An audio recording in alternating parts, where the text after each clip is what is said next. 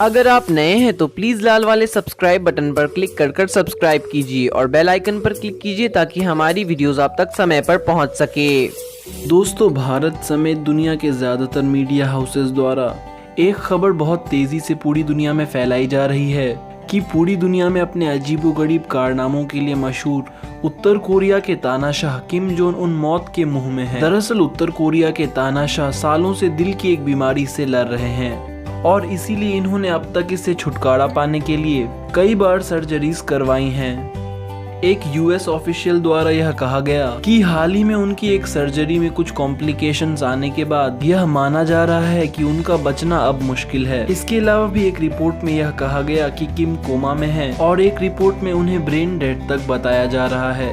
इसी बीच दक्षिण कोरिया द्वारा यह कहा गया कि इन खबरों का कोई भी ऑफिशियल सोर्स नहीं है और सच में अगर देखा जाए तो इन खबरों की पुष्टि करना सच में बहुत मुश्किल है, क्योंकि उत्तर कोरिया दुनिया का वह देश है जहां के लोगों को खुद यहां के तानाशाह की हेल्थ के बारे में जानने का कोई अधिकार नहीं है। इसके अलावा भी उत्तर कोरिया अपने देश की किसी भी जानकारी को दुनिया के साथ साझा नहीं करता है। उदाहरण के तौर पर अगर देखा जाए तो हाल ही में फैले कोरोना वायरस वैश्विक महामारी के बारे में सभी देशों ने अपने देश में संक्रमित लोगों का आंकड़ा दुनिया के सामने रखा, मगर उत्तर कोरिया ने दुनिया को यह तक बताने से मना कर दिया। आज से लगभग 12 दिन पहले 11 अप्रैल 2020 को किम जोंग उन ने अपने देश में कोरोना वायरस को लेकर एक कमेटी मीटिंग बुलाई थी, जिसके 2 दिन बाद उनके दिल की एक सर्जरी कराई जानी थी। उस मीटिंग के बाद अब तक किम नॉर्थ कोरिया की किसी भी मीडिया कवरेज में नहीं दिखे। यहाँ तक कि 15 अप्रैल को किम जोंग उन अपने गुजरे हुए दादा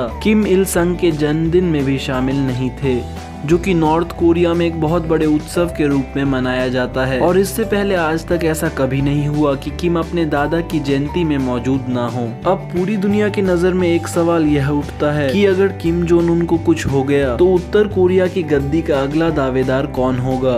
दरअसल किम जोंग उन को हमेशा से इस बात का डर था कि अमेरिका उसके सनकी बर्ताव के कारण उत्तर कोरिया में शासक बदलने की कोशिश करेगा। इसीलिए किम जोंग उन ने अपने बाद देश की गद्दी के करीबी सभी उत्तराधिकारियों को मौत की नींद सुला दिया।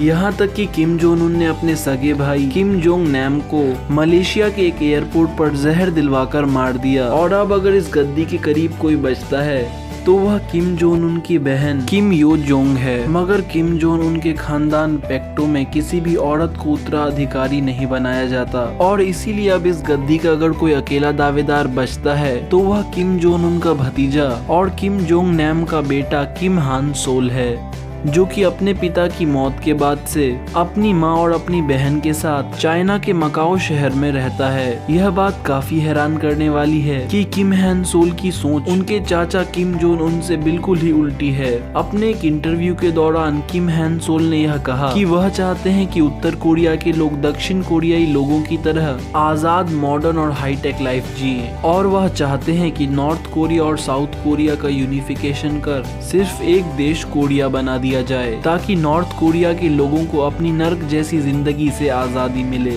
किम हान सोल के इन्हीं आजाद ख्यालों के कारण यह हो सकता है कि उन्हें उत्तर कोरिया की जनता का पूरा सपोर्ट मिले। तो आपको हमारी ये वीडियो कैसी लगी? अगर अच्छी लगी तो लाइक, शेयर और सब्सक्राइब करना ना भूलें। तो फिर मिलेंगे एक नई वीडियो के साथ, तब तक के लिए नमस्कार।